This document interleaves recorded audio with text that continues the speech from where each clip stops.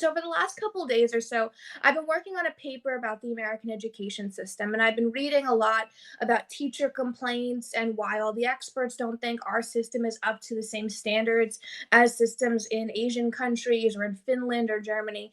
And my conclusion that I came to is that teachers having to teach two standardized tests is one of the major Achilles heel in the American education system.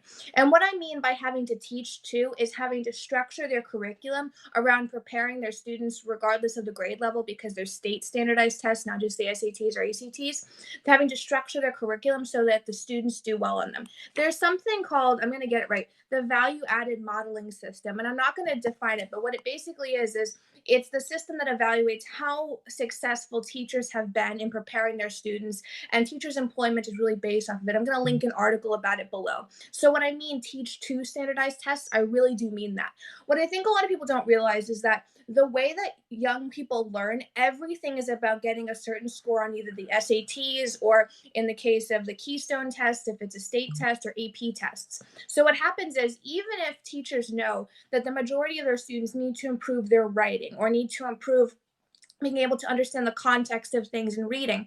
They can't do that because they have to prepare their students to excel in a certain type of testing, which is usually multiple choice tests or a specific format of writing, like in the case of AP tests. So, what it does, the first part, is it completely constrains teachers and really administrative officials from being able to structure the type of assessments they give to the types of students they have, whether that's academic students or students that might excel in a trade area. It really constrains their ability to cater to their students and individualize their learning or even give a classroom a level of individualization.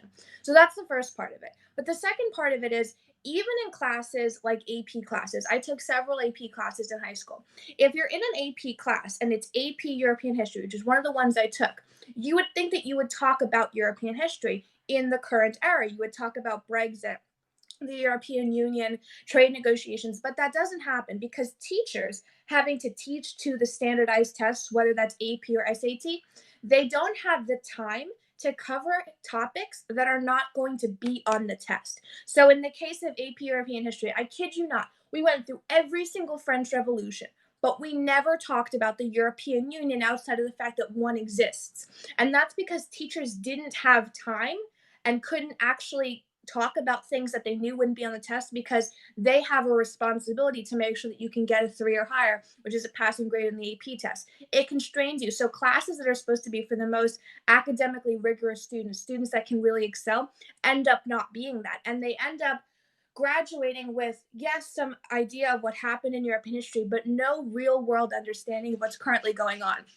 And just finally, there's something called the, I want to get this right, yearly progress standards, which is something that happens where if a school does not meet certain standards over 5 years, they can be shut down or lose their government funding or access to grant applications. So, with that, if you're saying, well, teachers or schools should just dismiss everything, they can't because they have to meet those standards, especially with charter schools, which I know a lot of conservatives like. Charter schools can lose their charter if they don't excel in standardized tests. They can lose their ability to have any level of individualized learning. So understand that, and you talk about the problem with Common Core and standardized tests. It's not just that they don't cover relevant information. It's that even in the process of creating assignments and assessments, you can't have any individualization or understanding of what students' needs are because it's always about getting a certain standard or certain test score. So thank you all for watching. Please retweet this. And if you have a kid or if you're a kid, think about the fact that even if you're in the top level of academia in your high school, how much do you really learn in specified courses like American government? Because you actually have to be focused more on the getting of a test score than the understanding of what's really going around in that topic. Thank you, everyone. Please like this, retweet this, and have a good night.